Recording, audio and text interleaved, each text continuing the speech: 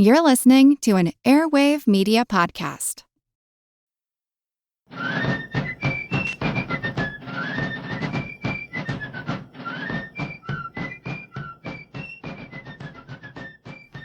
Hello, and thank you for joining this special edition of the American Revolution. Earlier this month, I had the opportunity to sit down with Otto Aouita, who is producing a new movie called Washington, American Hero, which is scheduled to be released on July 4th, 2026. Mr. Aouita and I had a lengthy discussion about George Washington, the man, and his times, as well as Mr. Aouita's vision for his upcoming movie. Please enjoy this recording of our discussion. Okay, I'm here with Otto Aouita, who is making a movie about George Washington. We're here to discuss his project and a little about the man himself. Otto Aouita, welcome to the American Revolution. Thank you so much for having me, Mike. So I understand you're making a movie about the life of George Washington. What interested you particularly in Washington as a project? I've always been fascinated with Washington since I was a young boy. I've noticed that they have a lot of movies about Napoleon, but they don't have any movies about George Washington, our first president. I know that there was a 1984 miniseries TV movie, but other than that, there hasn't been any real films about him. And whether you look back to the early days of cinema, that was the same case. I mean, they've had Napoleon movies since 1927 and further back, but nothing for Washington. So just growing up, I've always idolized the first president, the guy that brought this country together and formed it, went against the British. And is there a particular angle or something that either interests you about his story or that you hope to capture in this movie about some aspect of his life? Yeah, I want to cover his story that isn't known to the public. He was a complex man, so that's what we plan to tell. We plan to tell the human story of Washington, George. In our script, we refer to him as George, because it's very much his story. He was a flawed man, but he was also a man of his time. So we explore the relationships with his mother, Mary, and how she was very hard on him, and she was known as his first general, as a matter of fact. His relationship with his stepbrother, Lawrence, growing up, and having him as a mentor, being sent to the Barbados with him, having that adventure, his relationship with George Fairfax, and his love story that we've made into this film. We explore the relationship between him and Sally Fairfax, his best friend's wife, essentially. But also the elephant in the room is relationships with his slaves, and that whole situation and that whole character arc, because he was just born into the times, and then when he passed away in his will, he freed his slaves. That's the story I plan on telling. Of course, we know him as the American Revolutionary hero and our first president, and we touch up on those aspects because those are monumental moments in his life. But it's really the story of George, and that includes his Masonic brotherhood. Yeah, sure. That was a big part of his life. We always think of George Washington as a rich, wealthy Southern planter and, of course, the top of the social establishment, but he certainly was not raised that way. His father was a man of some importance in Virginia, but he died when George was rather young, and before he died, he was married to another woman with whom he had several children. His wife died, then he married Mary, George's mother. George was the firstborn of that relationship. Mary was not a wealthier, cultured woman, I guess you could say. So while Washington's older brothers were sent to Britain for a top-notch education of a gentleman, Washington was not. And he inherited relatively little from his father. I do think he had an older sister, and he has a younger brother, John Washington, which I believe is speculated that he's the father of John West, the slave with Venus, but it's a different story. She makes a little cameo in the film. But yeah, his humble beginnings is it's quite interesting because he's quoted to say the roughest time in his life was when he was around 15 years old. I think that was like when he really had nothing. The inheritance went towards his mother, who was very strict and very farm life oriented. So she wasn't very good with finances, but farming was very important to her. He didn't come into inheritance until much later in his life, let alone his marriages, but his beginnings were quite above average when his father was still around, but once he lost his father, within 2-3 years, I think they went down a little financial collapse. Yeah, I think that really was a difficult time. His father was a wealthy man. I think George would have probably gone on to have the education of a gentleman in England had he lived. But yeah, his father's death kind of cut all that short. And Washington actually started life working as a surveyor, which we think of more as a kind of blue-collar job. But that was his first big break in life. That was the foundations to us being where we are now, because that was a tool he used to his advantage growing up, surveying, understanding the lands, and using that against the British. That was a very significant moment in his life to understand that. But he learned from George Fairfax and his stepbrother Lawrence.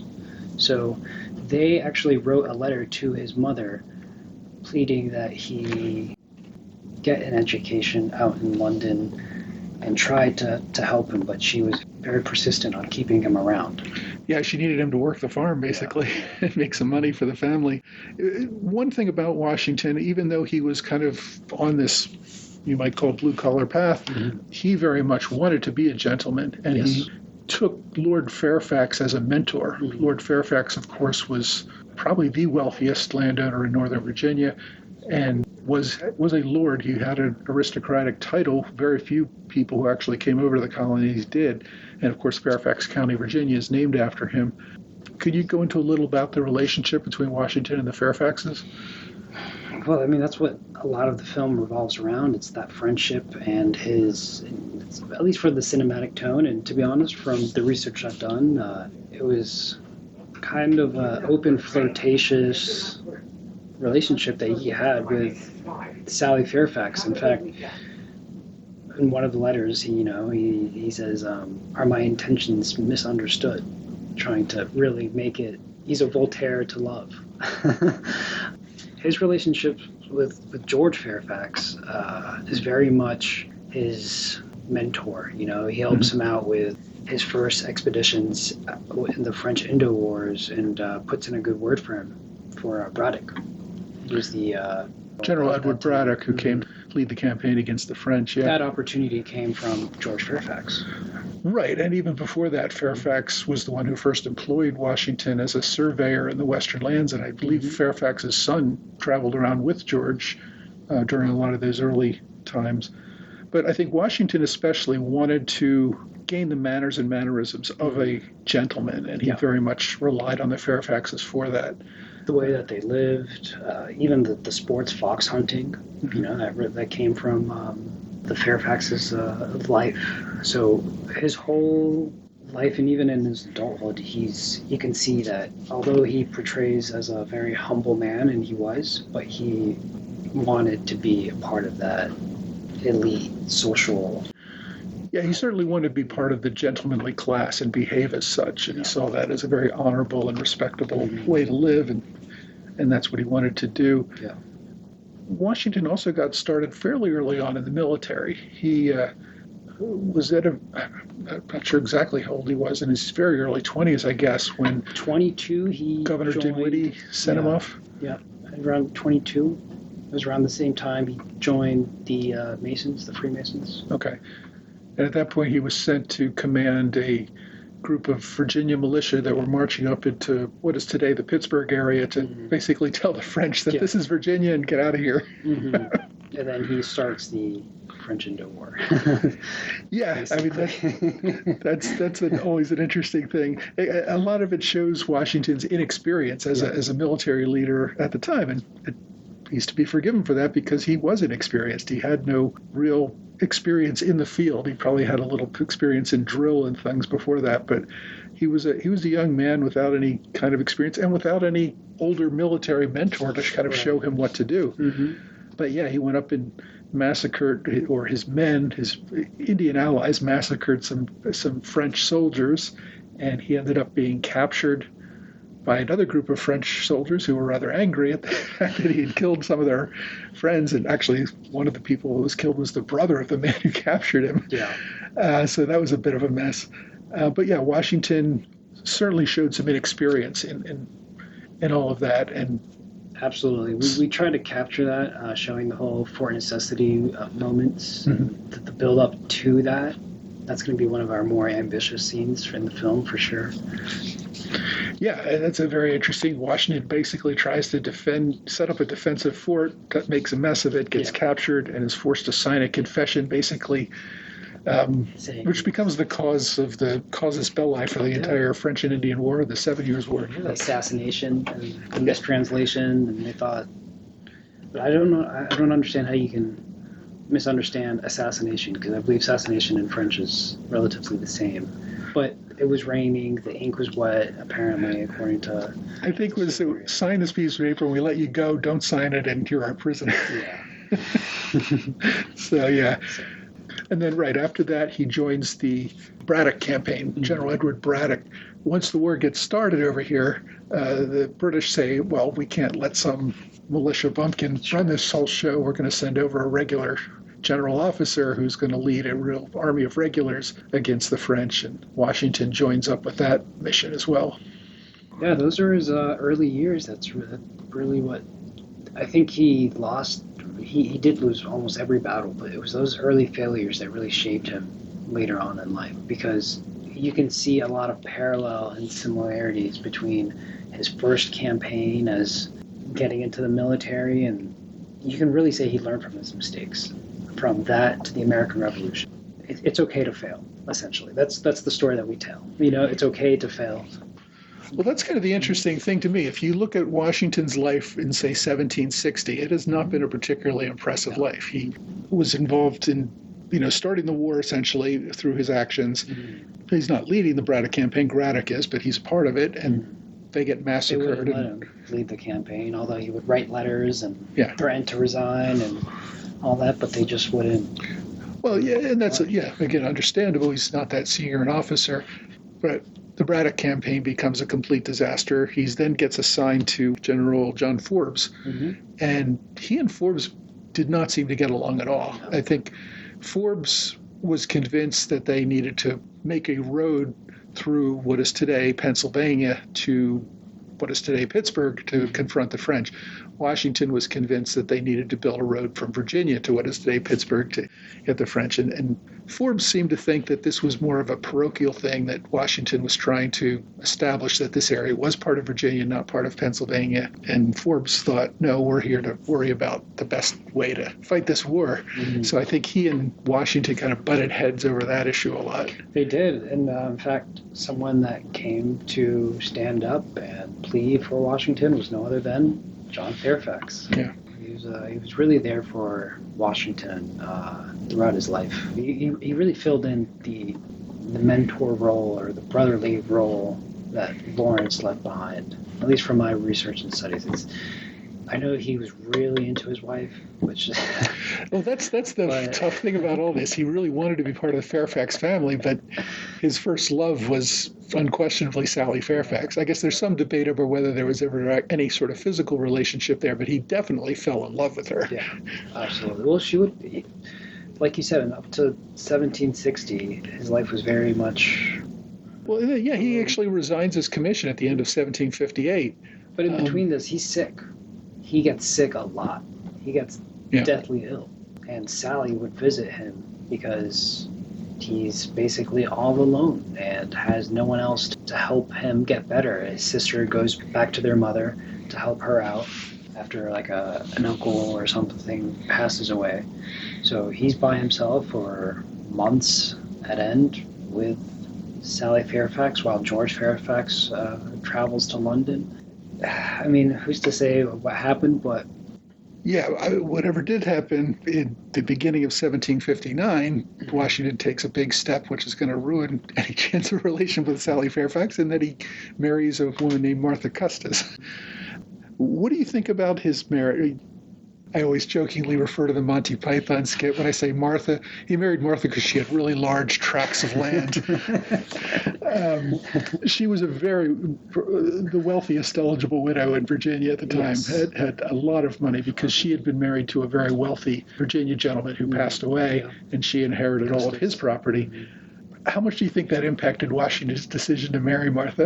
I think it was a defining moment in his life because without her finances, he wouldn't be able to reconstruct Mount Vernon 3-4 times. He wouldn't be able to expand his businesses and his land and his ownership. And to be honest, he profited a lot from the deaths of Patsy Custis and Jackie eventually, because at the time Martha had 1/3 of the estate and then the kids shared 1/3 each.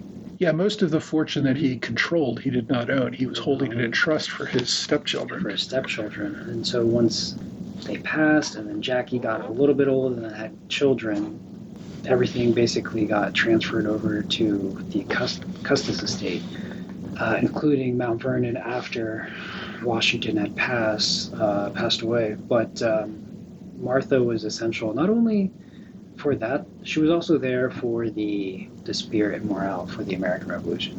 I truly do believe he loved her because they did write letters, although a lot of the letters were burned. There are still a few surviving letters. And in his will, he did want to be buried beside her in the new tomb. Yeah. There were hundreds of letters between the two of them during their lives, and Martha burned all of them, unfortunately for us.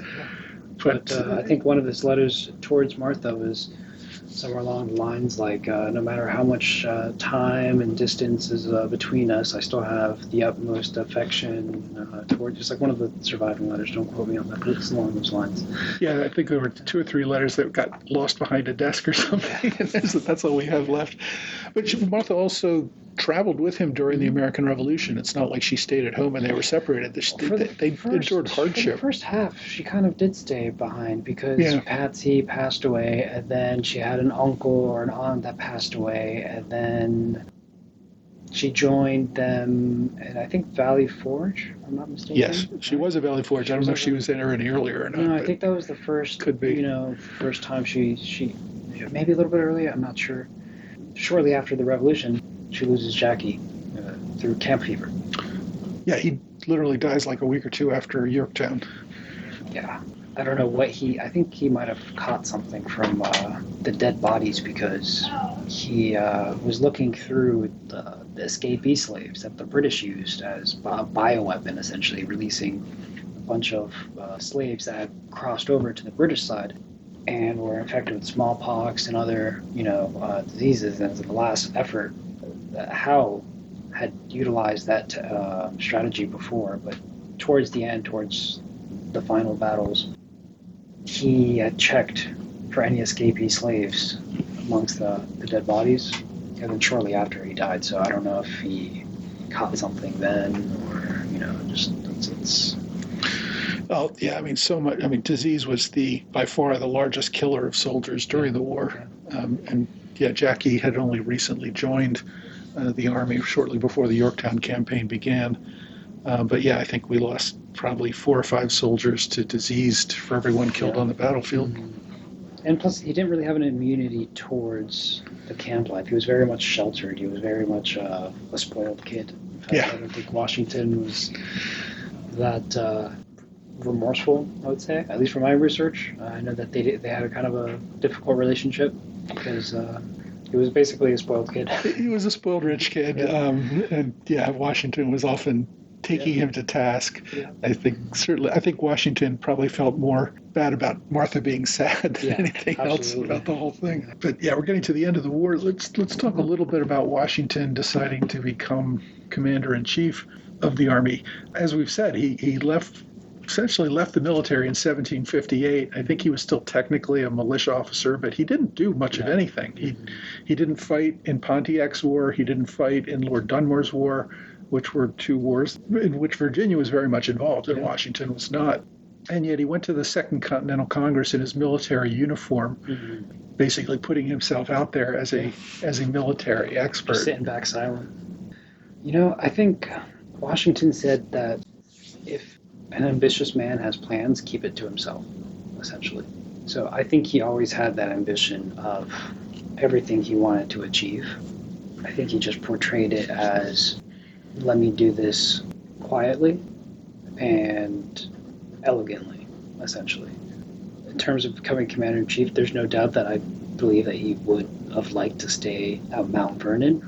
And he also felt that he was kind of blessed by the gods, or by God, based on divine acts in battle many times before. So he always believed that he had more to offer, essentially, in life. Yeah, we sometimes poo-poo Washington's military battlefield ability, but he had a reputation for great bravery on the battlefield, including at the Braddock Massacre, where many British officers were killed.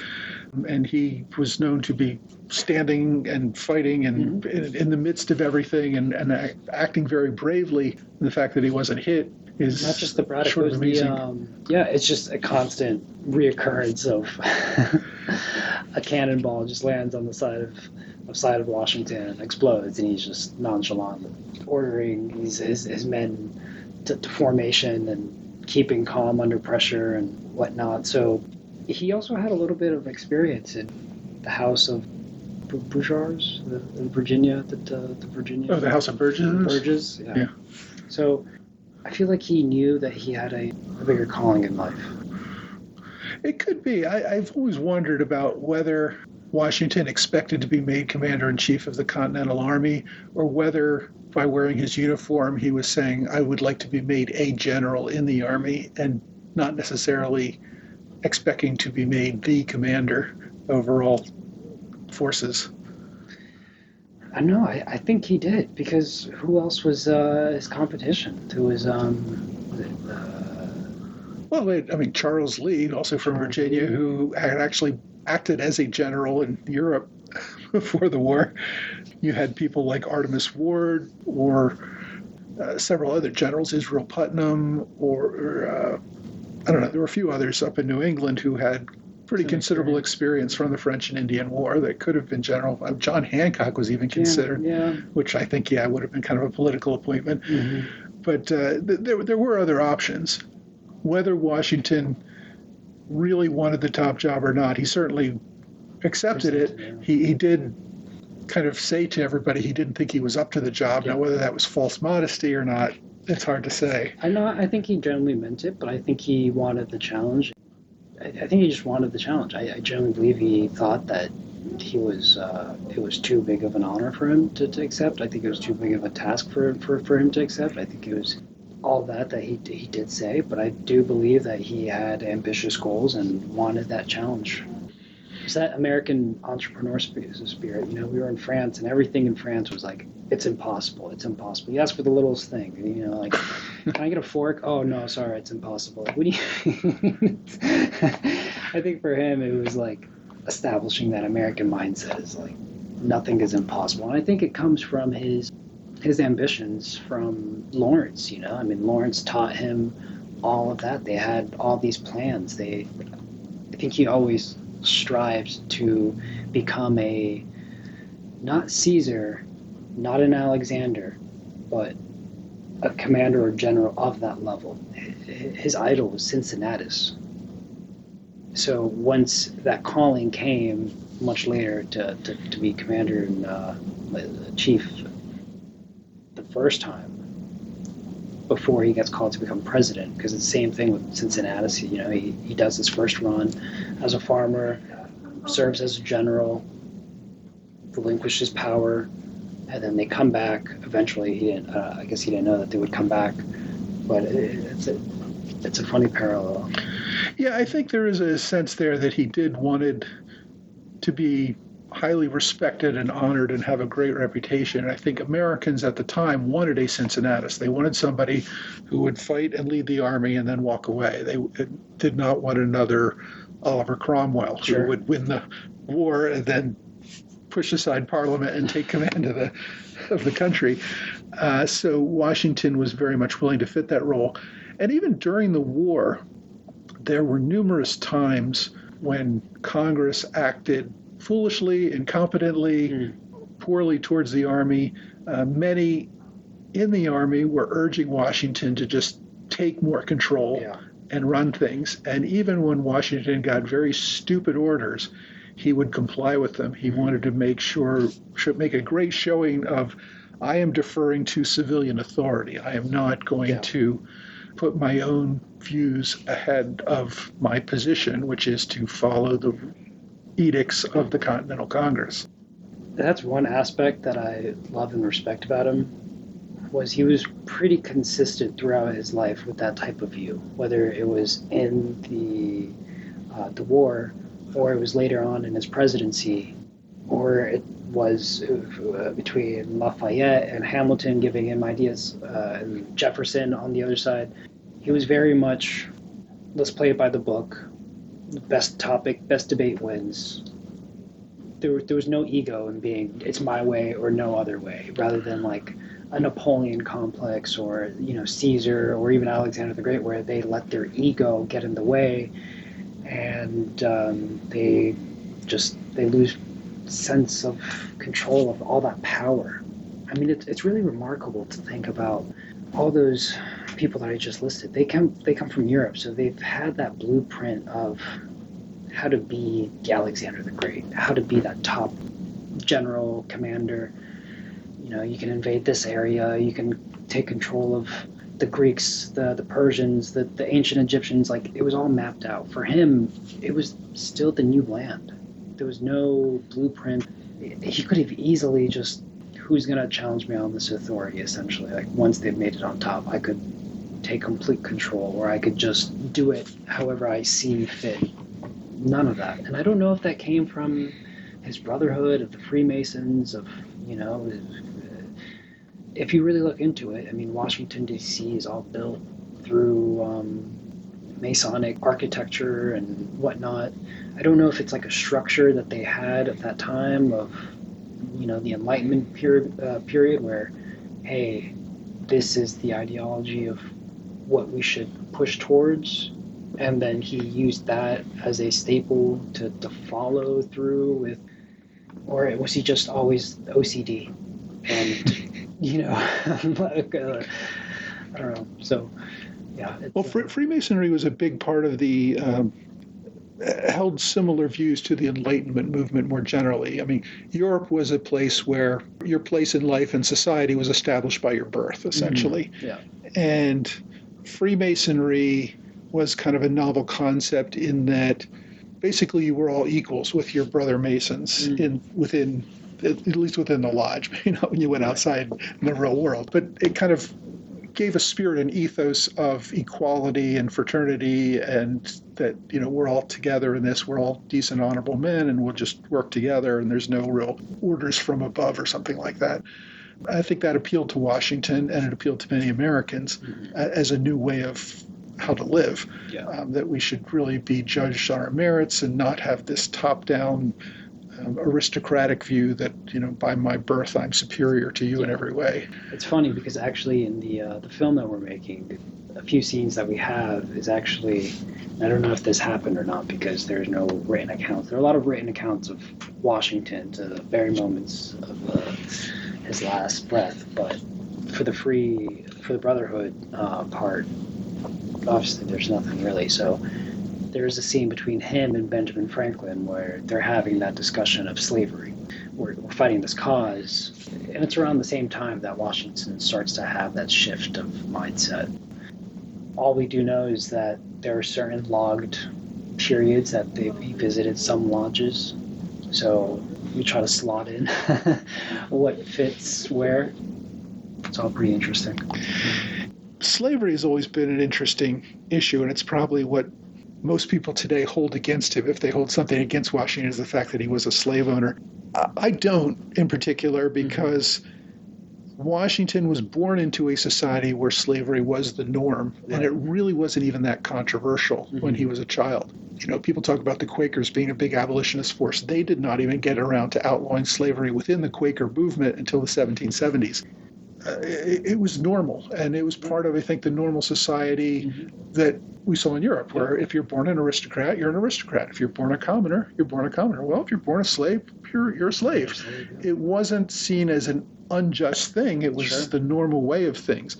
So he was born into that mindset, and it was the intellectual movement that gave rise to the American Revolution, the Enlightenment idea that, you know, all men are created equal, that there are inalienable rights that we all have that can't be taken away from us, that gave rise to the idea, well, if that really is true, why are people held in slavery?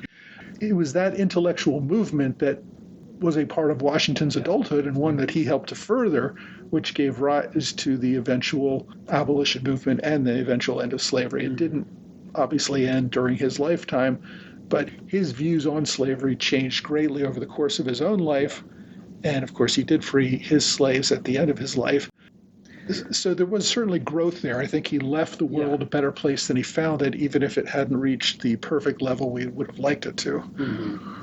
I mean, I would say it's one of like the main spines in our film, is that whole storyline of the slavery aspect of it, because I mean, they're just so intertwined. The first scene, you know, is basically some escapee slaves getting caught by some overseers that are slaves, because Washington employed his own slaves as overseers. He saw that it was a better fit, that they were less violent towards one another, because at first I thought, well, he was a slave owner, you know, meaning everyone gets whipped for the slightest thing. And then I had sent the script out to my historical advisor and told me to take another look at it and forward me some resources. And I did a little bit more depth on how he would treat his slaves. That being said, I was in Mount Vernon just for like past 3 days, and it was hot, so I don't know. I love George, but man, that guy, I'll just keep it nice and appropriate, but it's not cool, man. That was not cool. It gets hot out there. That being said, like you said, he was just a man of his time. He didn't create it. That was just the reality of it. He wasn't born into the United States. He wasn't born into, you know, they had to learn that whole process. Eventually freeing his slaves, he thought people would follow his lead. He didn't know it would have gotten worse than, you know, with the whole cotton farm that came a little bit after. Yeah. But he wanted to see legislation towards abolishment. You know, he basically said, you know, there's no one else in the world that would like to see the abolishment of slaves as much as I do. You know, it's just, it's easy to say, well, he should have just done this in retrospect, but it was very difficult at the time. I mean, it hasn't really been done before. None of this has been done before. What is a presidency? What is, you know, like, what are your powers? You know, I mean, if you just start exercising, like you said, you know, well, I want this. What does that result into? You know, how far can you go without getting a bill passed and, you know, getting the states to vote? But for his own slaves, like I said, I had to do a little more research, and I did. He was not a fan of whipping. He thought it was very counterproductive. Escapee slaves, the first time they escaped, they got a warning. The second time, they would have got a warning, maybe a little bit of punishment. And then the third time, he would have just sent them to Barbados. And he only sent 2 slaves to Barbados, just to set an example. And you might want to talk about, oh, well, how could you whip another person or whatnot? It was a different time. It wasn't something that was limited to slaves either. He whipped his fellow soldiers. I was just about to say, he whipped his soldiers that would step out of line. And a lot more. He was actually a lot more vicious on his soldiers than he was on his slaves. It sounds weird, but for his, you know, soldiers, he wanted to make sure that they weren't drinking, there were no profanity, no indecency. He would whip, I think it was like 1,500 lashes for certain periods of time in his early years. I think around the Forbes expedition, around when he's still learning. It's all very complicated. But then we also explore the stories of a slave like Hercules, who was his head chef, and he escaped. But a lot of people don't know that Washington allowed his slaves to have a free market, essentially. And Hercules was making $200 or shillings, the currency of the time, a year. That was way more than anybody around. I mean, an overseer would only make 130. The top gardener from the Netherlands would make 110. He was making minimum of 200 at the time, dressed in the finest clothes. I'm pretty sure he lived on top of the kitchen. People from all over the country would come to visit, not only for Washington, but for his food. But ultimately, that's not enough. And, he still wants his freedom. And he escapes. He escapes because he gets demoted after his son is accused of stealing and whatnot. But it's all very complicated. But then you also have Billy Lee, who gets freed. He's the first person that gets freed. He was with them throughout the revolution. As his right-hand man. Yeah, Billy Lee serves kind of as his personal valet during most of his life. And, he not only frees Lee near the end of his life, but he gives Lee a pension. Yeah. Well, he gave all his slaves pensions. Oh, did he? Yeah, 30, and clothes, the ability to receive an education, and stay on Mount Vernon if they choose. Yeah. Some chose to stay, some chose to leave, like Frank, Billy's brother, chose to leave, but his wife and kids were a part of the Custis family, I believe, the slaves, so they weren't free, so that's kind of, a little bit awkward and difficult, but it's a different world. It is a very difficult thing to do, and it's easy for us to sit here today and say, well, slavery is bad and he just should have stopped it, but it would have involved him essentially giving up all of his money and all of his everything he owned. He was in debt. A lot of people didn't know he was actually in debt. He had back taxes that he had to pay. But one thing I do respect about him, even though it sounds crazy to say, was he was out there with them. He was a farmer himself. So if the slaves were out, he was showing them and teaching them. He was there plowing with them. He was cropping the farm with them. He wasn't just sitting back while it's burning hot or snowy outside, just watching from a distance. He was. In fact, that's how he died. Yeah, he was out there leading by example, and he would allow them to use his tools, rent his tools. He just didn't like people to leave his tools on the ground. If you're gonna borrow something, please take care of it. Yeah. He was a bit of a control freak. He was a bit of a disciplinarian, but I think he was fair, and he tried to be fair, and that's why I think he took great offense when a slave did escape, because he felt like his kindness had been betrayed, that they hadn't appreciated him. Yeah. I mean, even for his teeth, a lot of people know that Washington had slave teeth. He had some, but I think it was unheard of at the time of him paying his slaves to donate their teeth. I mean, it's not like he just forcefully took their teeth. Right. No, he offered these amounts, whoever wants to sell their teeth, this is what it is. And at that time, it's absolutely, I'm sure you'll take whatever you can, because they had a whole market. They were able to trade. I'm sure they were able to, sneak an overseer, a little bit of cash over here, maybe for a little less work or whatnot. It was just the whole economics of it was also what concerned him from, okay, they're all free. What now? What does that mean? Not only for the landowners and labor, but what does it mean for them? What does it mean for everybody in terms of that economic,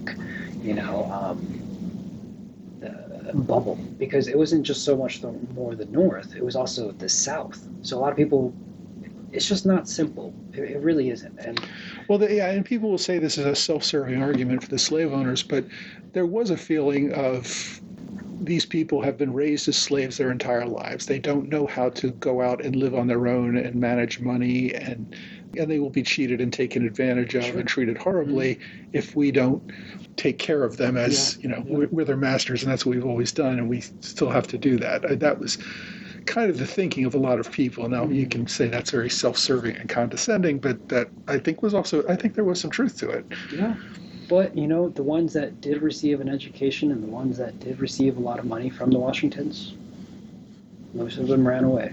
So, I mean, I don't blame them, of course, no matter how well you get treated, even if you're the I don't know, like the Gordon Ramsay of your time, but you're still a slave at the end of the day. So, I mean, I don't know if education or them not knowing better, I think you still know that you're held against your will and you're only free to some extent. But Right. it's such a foreign concept because he didn't really realize this until they were in like Philadelphia, for example, Hercules, where if you're there for 6 months, or over 6 months, then you're a free man.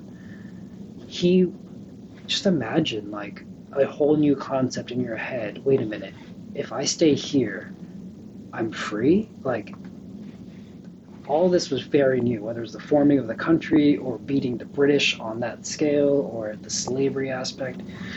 It's like it's like a brand new chapter in the history of the world. A new world order. Literally. So.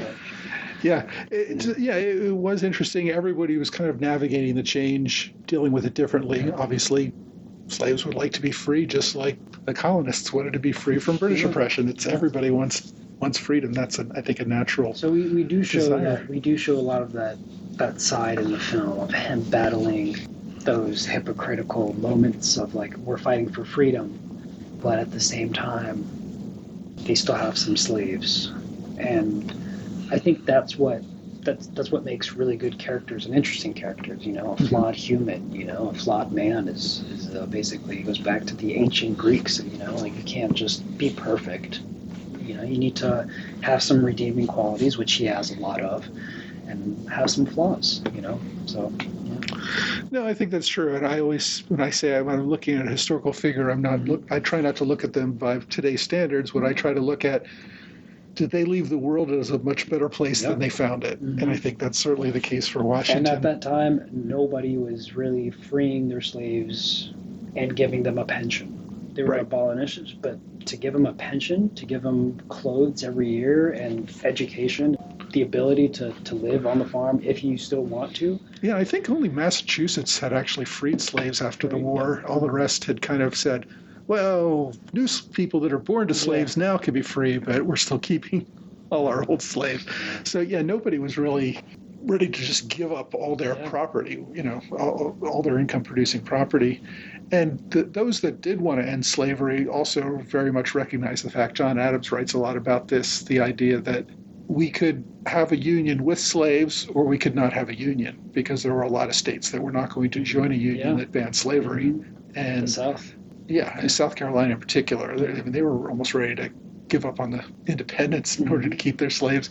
The priority was creating a United States, and within that we'll do what we possibly can, and the rest will be left to a next generation to have to deal with, unfortunately. I think they could have perhaps, writing in the Bill of Rights, and that I think that might have been the opportunity if they were to have passed something, but I mean, as you know, just the debates on them to agree on the simplest thing, which they did have the debates on slavery, it was just very hostile. They were very, very hostile toward it. It wasn't as easy as people thought. And I think he predicted that this would most likely lead to a civil war, which it did.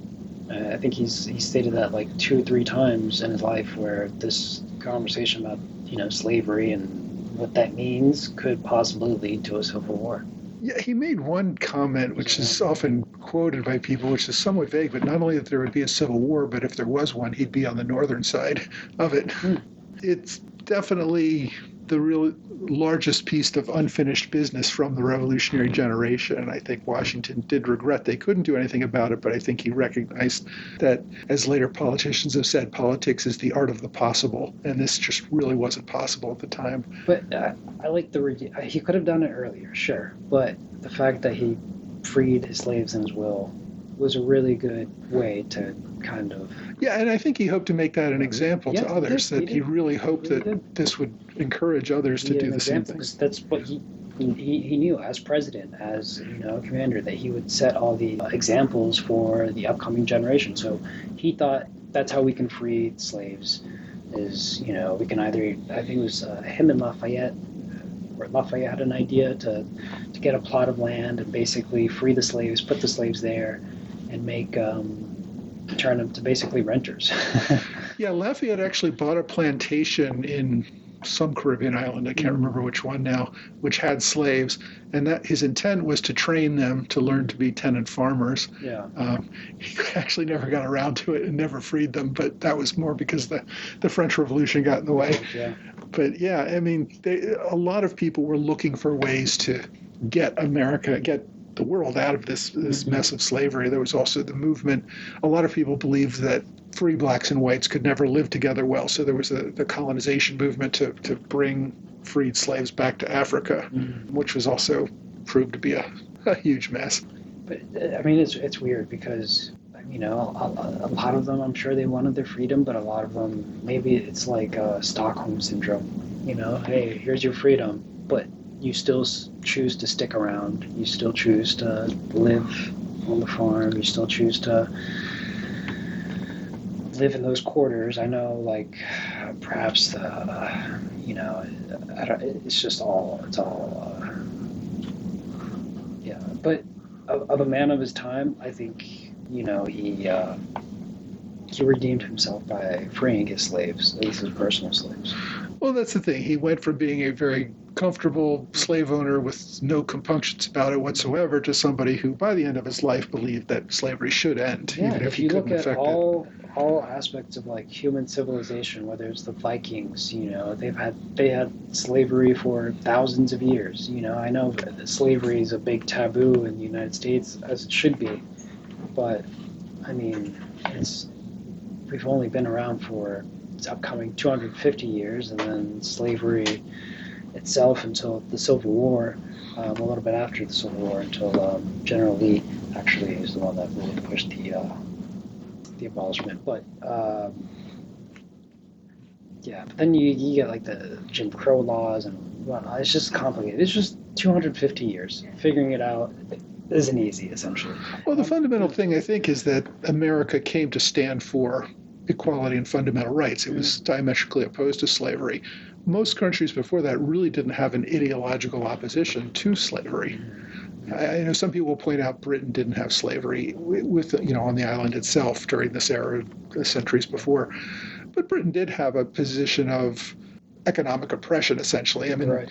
Aristocrats owned pretty much all the land, and you would have to obey your lord, the lord who owned your land, or you would find yourself basically impoverished and your family starved to death. So there was a form of oppression, even if they didn't call it slavery, that existed.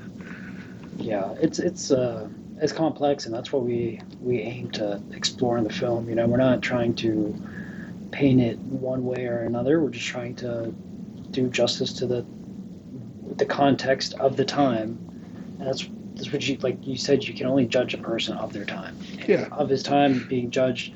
Yeah, and I think the way Washington navigated this issue is an interesting one.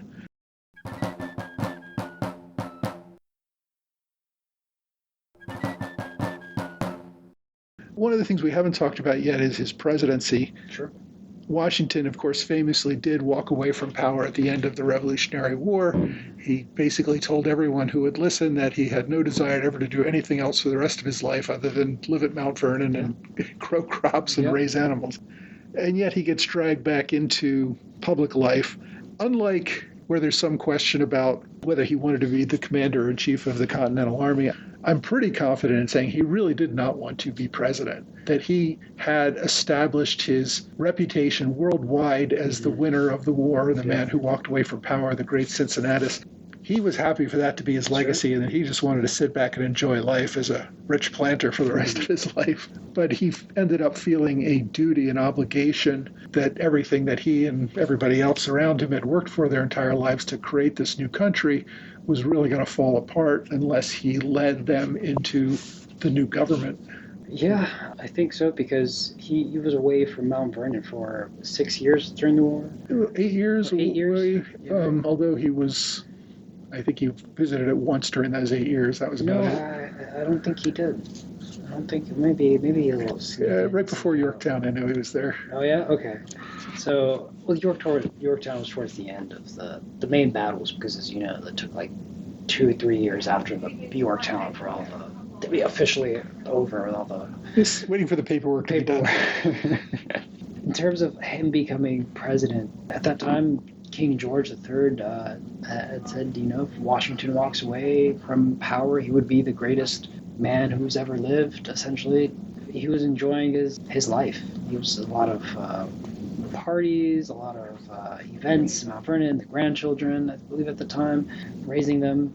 And he had guests stopping by Mount Vernon almost every night. He wanted to renovate Mount Vernon, and he was looking forward to doing that and getting his affairs in orders in terms of a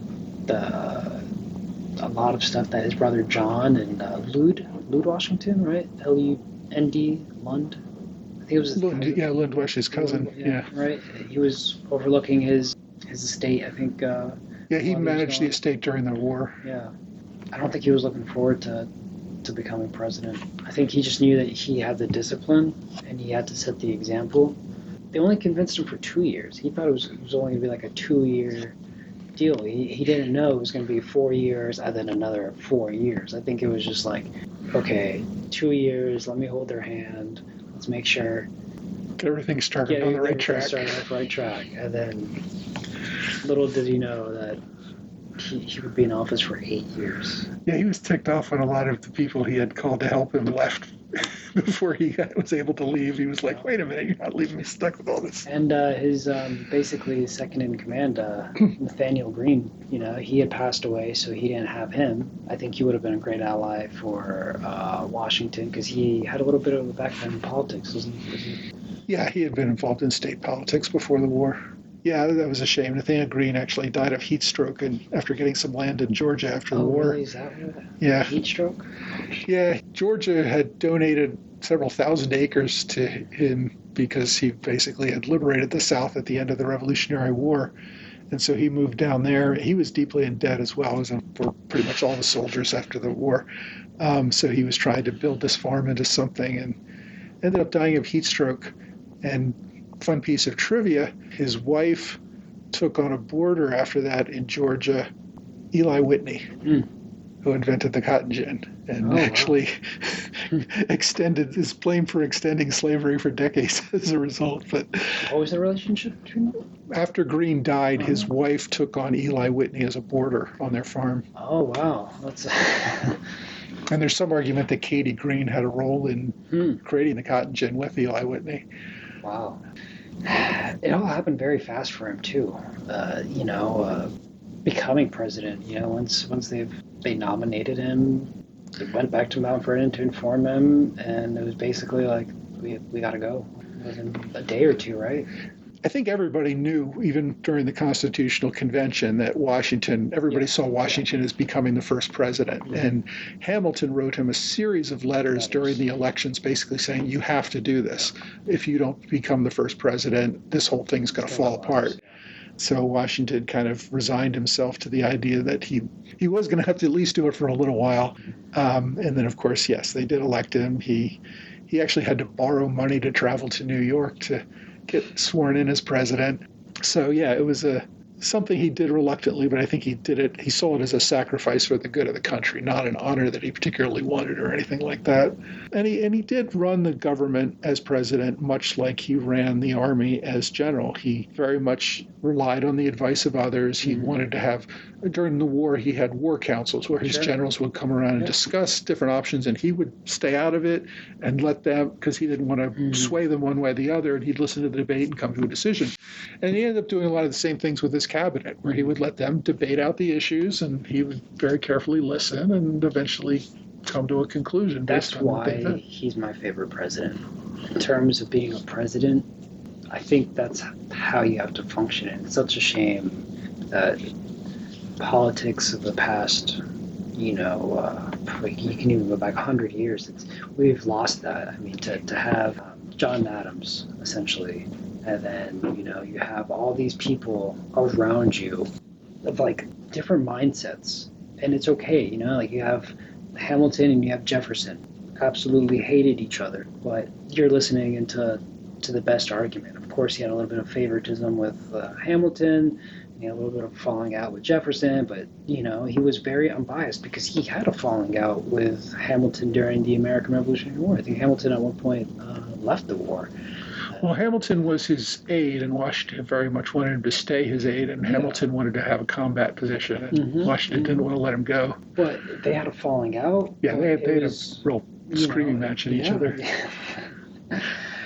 So just the fact that you can have, I wish that's something that we could have today, where it's like you have a Republican in office, have a Democrat, as a VP, or if you're a Democrat as president, have a Republican VP, but not to make the other person's life harder, just to facilitate that bridge of the other people.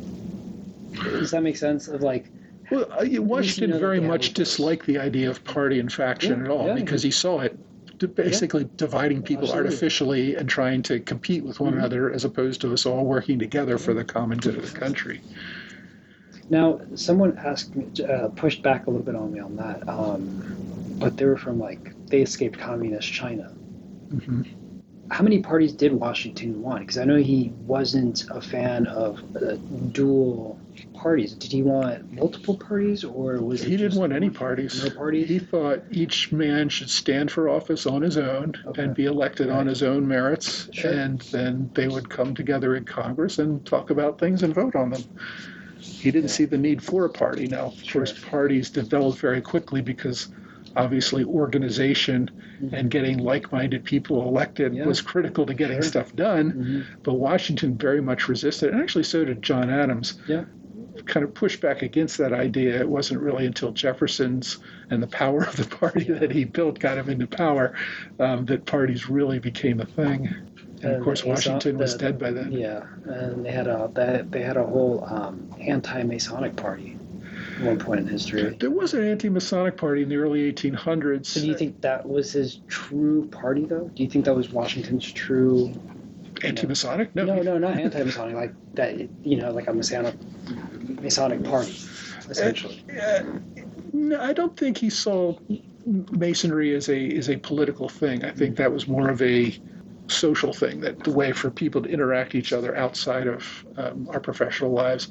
The anti-Masonic party took off really because Masonry, for whatever reason, has a lot of secrecy about it. And as the country got more open and democratic, people tended to see more and more conspiracies in secret societies, especially like we do today. We have a lot of conspiracy theorists who are always sure that powerful people are controlling the world through secret organizations. And Masonry was one of the big first targets of those sorts of thinkings. Washington was at heart probably a Federalist. I think he believed in a lot of things the Federalist Party was doing, but I don't think he saw himself as a lockstep Federalist either. I know you said earlier Washington tended to favor Hamilton over Jefferson. I had a talk with Lindsay Chervinsky, who wrote a book about Washington's first cabinet, and she said she actually did a analysis, and she said Washington actually about 50% of the time took Hamilton's side and about 50% of the time took Jefferson's side, but that Jefferson somehow got the feeling that Washington sided with Hamilton more, and he wrote about that regularly, and that he was feeling deprived and that sort of thing. But in reality, at least according to Chervinsky's analysis, Washington tried to stay pretty even-handed on both sides. I think that's so beautiful, honestly. I think it's an underrated aspect of his leadership or just life in general. Like, of course, we know him as the commander-in-chief, but just the political side of it, I think we know him as the first president, in the second term, all right, cool. I think it's a good thing that you're not remembered for anything crazy during your presidency, everything that popped up he handled, whether it was the French situation with Genet, or it was the riots that he had to put down peacefully. The Whiskey Rebellion. The Whiskey Rebellion. All those different aspects to it. It's just like, okay, he handled the situation. And some people say it might have been, well, it was a little boring, his second term. But isn't that what you want? Some stability? Isn't that? I like boring. Yeah, right. You don't want chaos and uncertainty and drama and Well, chaos. right. I think that's what he was trying to bring to the new government was a sense of normalcy, and this is the way we can operate, and people don't have to pay that much attention to government. They can get on with their lives, and we'll just kind of run things. And he was also very big on. He did not try to lord himself over Congress or control Congress in any way. He saw the presidency as subservient to Congress. The executive was there to execute the laws of Congress. Much like when he had been commander-in-chief during the war, saw Congress as his board of directors, I guess would be an analogy we'd use for today, that he would proffer his ideas to them, and then he would wait for them to make a decision, and then he would obey that decision, and he wouldn't fight about it and throw temper tantrums or do things ways that he thought was better, because he believed in the idea of a democratic government or a Republican government, however you want to call it, is one that obeys the wishes of the people, and the representatives in Congress, those elected by the people, stand in for the people in making policy. Yeah, and I mean, even if he wasn't a man that could be compromised. He was incorruptible. He really was. We have allies now. I just don't see anyone else that could have just, thank you for helping us, achieve independence, but we can't help you with this war that you're trying to pursue with England.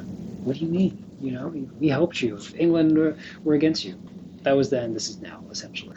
We have to really put America first, not say America first, and we have to fix the issues here at home, and then fight proxy wars or whatnot for other countries. Yeah, I mean, well, for a very long time, Washington, his policy of neutrality, especially in foreign policy and staying out of foreign wars, was very much talked about, probably up until World War I, when the U.S. decided to kind of toss all that aside and get involved in war. That Washington ideology, though? I mean, he certainly wanted neutrality in foreign policy. He wanted whatever that is. We should even-handed consideration in domestic policy, and he was never ideologically driven. He was very much, what policy makes the most utilitarian sense to me today? And I'll go with it. He didn't follow people. He didn't follow factions. He didn't feel like he was part of a group and had to comply with what the group was thinking. He was very much judging everything on its own merits, and I think also very much went out of his way to make sure everybody felt included. That even when he disagreed with someone, he kind of tried to make clear to them, all right, well, we disagree on this issue, but maybe we'll agree on the next. And it's not the end of our relationship. We had to make a decision here, and this is the one we went with. In a very gentlemanly manner. He didn't accept a salary either. They offered him a salary. He was severely in debt. Well, not during the war. He accepted a salary as president. No, as president, he didn't. Yes, he did. $25,000 a year. Really? Yeah. Was it his second term or his first term? I think it was from the very beginning. He actually, they offered him the salary, and he tried to refuse it, and they said, no, we're giving you the salary. You need the money, and he ended up taking it. So he ended up taking the salary? Yeah. Which, thank God, because he was always so cash poor, that finally gave him some funds to actually live out the rest of his life decently. We also touch up a little bit on the foreign world and their view on Washington. We have a few scenes of King Charles III of Spain at the time, because Spain and the U.S. were allies. We have a little cameo scene of Napoleon studying Washington. I know he joined the military school, boarding school around 9, 8. Napoleon was a big Washington fan. In fact, towards the end of his life, he said that when he was in exile, there was a famous quote that he said the French wanted him to be another Washington, essentially. So we show a little bit of that. We show a little bit of Prussia. We see a little bit of King Frederick the Great. He said that it was the best accomplishment, in the history of, military achievement of what they did, essentially. We show a little bit of King George III, the crazy king. Yeah, no, I think Washington had a great impact not only on America but on Europe, in that there was a general belief that a people could not be governed without a king, and Washington came to be living proof that that wasn't a necessity. America had a relationship with Sweden, is that correct? It was one of the early countries that acknowledged the United States as an independent country and ally, and I think it was Sweden, the Netherlands, obviously Morocco, and a few other countries. I didn't know Sweden, We're one of the earlier countries. I'm not aware of when Sweden first recognized the U.S. I think they were part of the League of Armed Neutrality, which generally tried to stay out of things. But yeah, there were a few countries that very early on were at least willing to recognize the reality that the U.S. was operating as an independent country, even if Britain wasn't willing to accept it. Obviously, the 13 states. But then in his presidency, he also added 2 states. So he oversaw 15 states throughout his presidency. A lot of people just think it's 13 original flags, but yeah, I mean, Vermont 15, right? and Kentucky joined, I think, during his administration, and he was also overseeing the development of the Northwest Territories, although they didn't all become states during his presidency. How far? They were governing them all the way out to the Mississippi River, so that includes what's today Ohio, Michigan, Indiana, Illinois, and Wisconsin. Oh, up to Wisconsin. And even a little piece of Minnesota was part of American territory at that time. Okay. Yeah, he was we controlled everything. The U.S. controlled everything out to the Mississippi River, so that also includes what is today Tennessee, Alabama, Mississippi. So yeah, I mean, it was a big country. A big part of his presidency was development of these Western lands, something he had kind of done his whole life first as a land speculator and a developer and a surveyor, and so he was kind of the perfect man for that job as well. Yeah. What's your favorite Washington moment during his life? I would say Washington had 2 greatest moments for me, which stand out above a lifetime of amazing things. One was his crossing of the Delaware, which everybody knows, of course. And first or second time? He went over several times, actually. Yeah, there you go. It's a trick question. A lot of people just think, oh, what, the first one? Obviously. No, he crossed it like 6 times in the course of like 3 days or something ridiculous, because he kept not making up his mind. But the idea was America was on the ropes, and everybody expected the war to be over within a matter of days, probably. When all the recruits left on January 1st of 1777, Britain had come with an overwhelming force to show its invincibility, had been pretty successful in that, and everybody kind of thought the game was up. Actually, Washington didn't actually use those words, the game is pretty well up, or something like that. So Washington really rolled the dice with this whole attempt to take Trenton, and then after succeeding in Trenton, doubling down and staying to fight the army that Cornwallis led against him, and then taking Princeton and all that. He really changed the course of the war in a way that few other people thought was possible at the time. I note that Horatio Gates, who was one of Washington's, one of the people who wanted to replace Washington as commander of the army at various times, had a chance to cross the Delaware with Washington. He said, no, I don't feel well and I can't go. And then promptly, being so sick, rode all the way to Baltimore to go talk to Congress and tell them that Washington was making a terrible mistake by crossing the river. So I'm just saying, Gates was a professional officer. He really knew he should have known what he was doing. So Washington was taking a huge gamble, did it anyway. The other really amazing event for me was at the very end of the war in Newburgh, New York.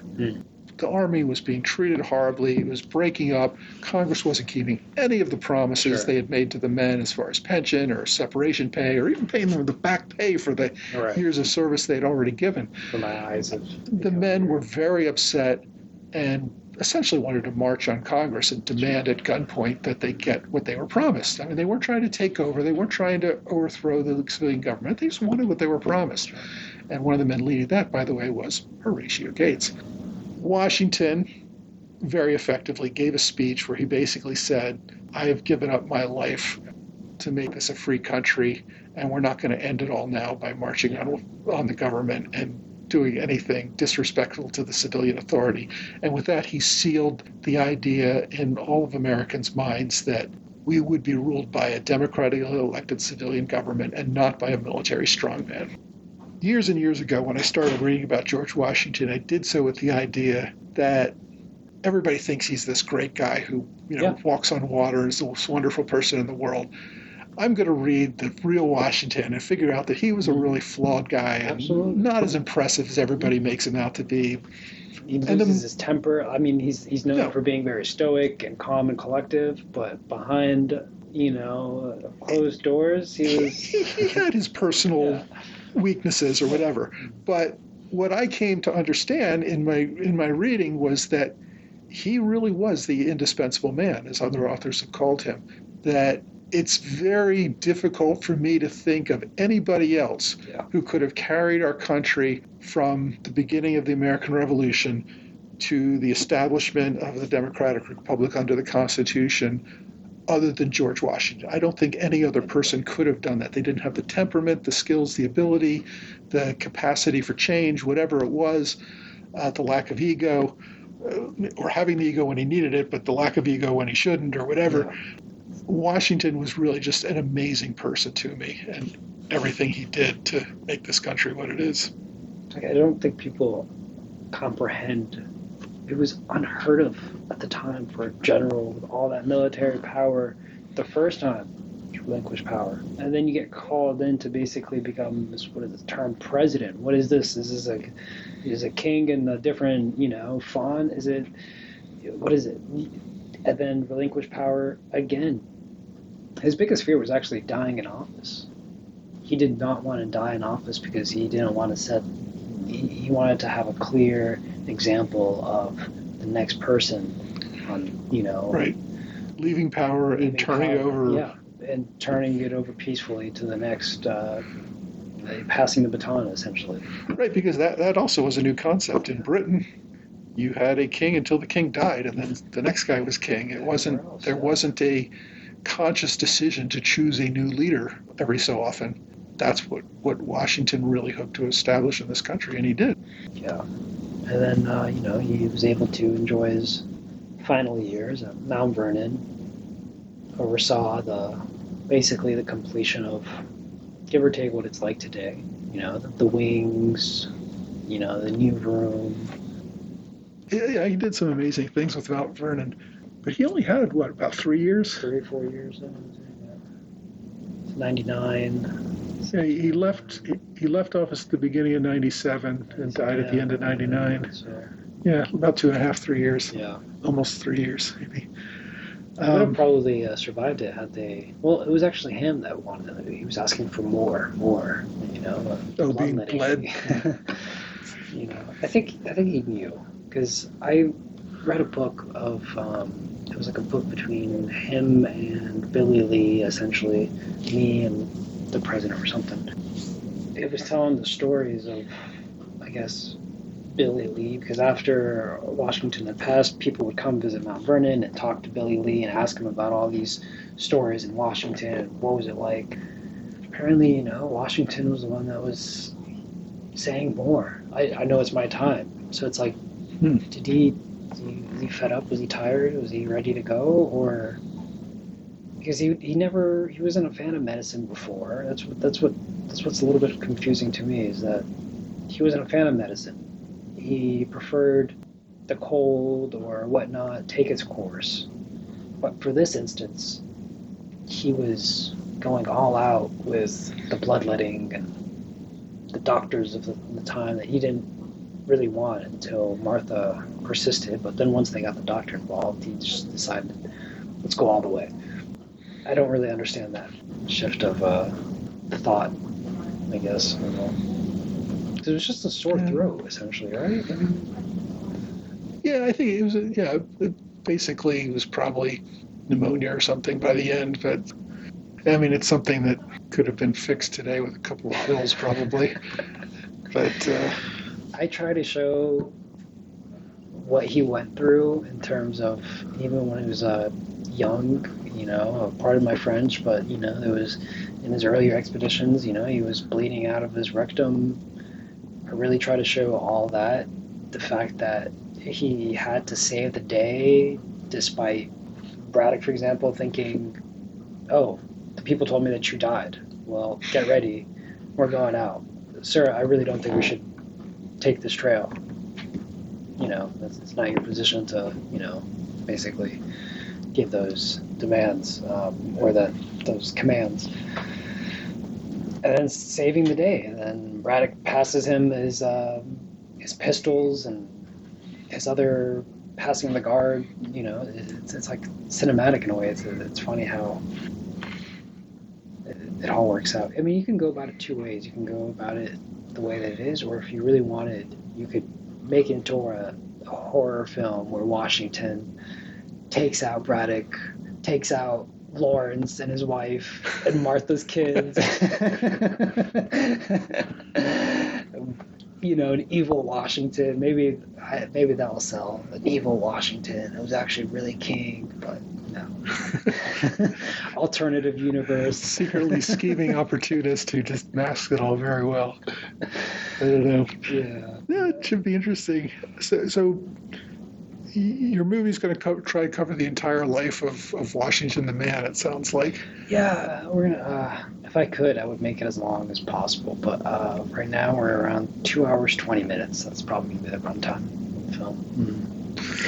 Yeah, I mean, more is always better with this thing. But yeah, movies can only be so long. He's probably deserving of a mini series of There are a lot of 15 parts or something. Absolutely. I just really like, in terms of like a short, not short format, like we know, but just like a movie format.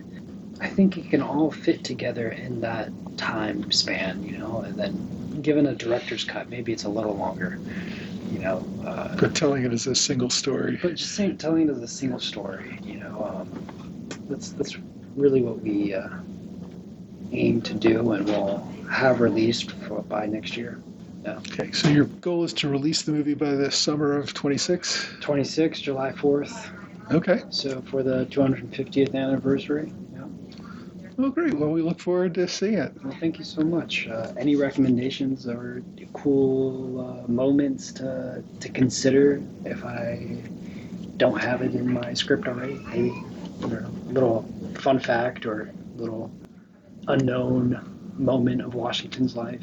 Because I try to include the dog situation with how he returns his dog. I think that shows great character because he really liked dogs. He was he had a passion for dogs. We try to show the teeth side. We tried to show, like I said, the relationship with his mother. That arc. One interesting story was his at the beginning of the war, the demand he had for. General William Howe tried to send him a letter asking just to have a talk, I think, with regard to try to get the Americans to surrender and come to some sort of settlement. And Washington just continually refused to accept the letter because Howe would address it to Mr. Washington instead of General Washington. I don't think it was personal ego. I think it was more, I'm not even going to speak to you unless you recognize the fact that you're facing a legitimate army with a legitimate officer from a legitimate separate country. Absolutely. That sort of thing. Him not accepting Cornwallis's sword that he doesn't offer himself. Cornwallis gives his sword to his aide, I believe. Yeah, O'Hara. Yeah, and then Washington makes O'Hara give it to Benjamin Lincoln, who's his assistant, and who had to give up his sword at Charleston. So it was kind of payback. Yeah, there's some interesting stories like that where you see Washington's wanting to pay back an insult here or there. He was very insulted during the Battle of New York, where at one point the British had the Americans on the run, and their buglers started sounding out a fox chase, like we're just chasing down some foxes, not actual soldiers. Sure. There's another story, probably a few months later, where Washington has the British on the run, and he makes a point of saying, "It's a real fox chase, my boys." He wants to take that insult and just throw it back at them. So there's lots of little incidents like that. What about the cherry tree cutting? I didn't really incorporate that because I heard that wasn't really true. But I mean, actually, there's a little reference to it. There's no good evidence of it. The story came out after Washington's death in the book by Parson Weems on Washington's life. Now, Parson Weems says that he got the story from a female relative in the Washington family. So, could there be some truth to it? Possibly. On the other hand, Parson Weems was known for making up fun stories to make a moral point or something. So was he the same gentleman that did the photo of Washington praying in Valley Forge, or was that someone else? No, that was done much later. That was done much later? Yeah.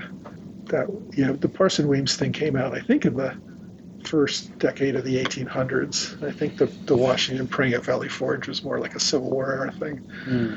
Maybe just before, something like that. But yeah, there's a lot of mythology that's grown up around Washington because he's such a charismatic figure, Sure. a figure that is so widely admired and stuff that people want to kind of add to the story or make their own little stories about him. I mean, he was a ladies' man before Martha. Well, even after marrying Martha, he was known to be a very well dancer and He enjoyed dancing. a little flirtatious with the women in terms of his flatterness, I guess, or his compliments.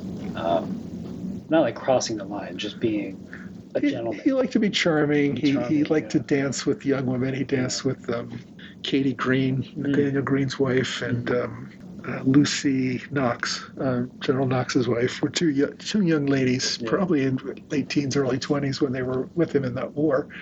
And yeah, he enjoyed dancing all night with them. But there was nothing untoward about it. It was in a public place, and their husbands were well aware and all that. There were generals who took mistresses during the war, mostly on the British side. Washington would never have done anything like that. It is pretty interesting, like how young the founding fathers were. Washington was roughly like 10, 13 years older than most of the other ones. Or, Washington, sorry, that was Jefferson, was older than Hamilton. Hamilton was around 19. Washington was around 40, 50. Yeah, Hamilton was still in college when the war began. Still in college. It was a young group of patriots, essentially, and even establishing the whole Constitution and whatnot. That's the story that we kind of want to tell is, that resonates a little bit with the younger audience as well, because we know that the older audience that love history are going to watch it, but sometimes we kind of get lost of, these old white men in wigs, which Washington never wore a wig. He liked to powder his hair, but a lot of the representation is just an old white man with white hair. That's not the story, perception we want to show. We want to show something that resonates to a little bit of the younger audience, especially for the 250th year, including his heartbreak with Mary Philipse. Right? It was a woman that he was going to marry before Martha, but she broke his heart, essentially. I think his story is the American story. It's okay to fail. It's okay to fall. It's okay to not be the best person and to make mistakes and to get your heart broken. But you just get back up, stay disciplined, and keep going forward. And that's ultimately the American story. It's like nothing is impossible. If you're in debt, you can get out of debt. You have a rough upbringing. Look what you can become, essentially. You make mistakes of maybe that time, of a certain type of like a mentality of the time, you can grow to have a different mentality, and that's growth. That's human growth. You can't expect people to be perfect from birth, essentially. So that's, I don't know, he's just such a rich character, so much depth that we don't know about unless you've really done the research and read about him. And like you said, like, okay, everyone knows this Washington, but what's the real Washington like with the Gates? What do they think about him? What does his counterparts, what does his mother think of him? Who's always unimpressed of him, very unimpressed. But I can talk about this I know. forever. But, well, no, I think it's going to be an interesting story. I'm looking forward to the movie. Should be great. Thank you so much. We're trying to do it as best as we can, and if they can make a country out of Invita, the greatest military in the history of the world, I'm sure we can make this film. Well, best of luck to you. As I said, I look forward to seeing it. Thanks again for joining us on the podcast. Thank you for having me. Feel free to check out our website, www.cinema.com. That's CEENEMA.com. Our Instagram is the same name, Cinema, or Aouita, AOUITA 08.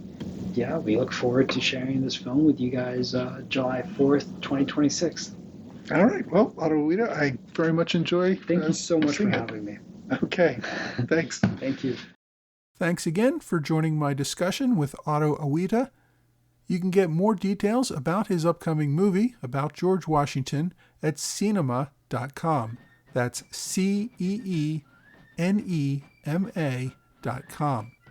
Of course, I've included a link to this website in the show notes. Well, that's all for this week. I hope you will join me again next week for another American Revolution podcast.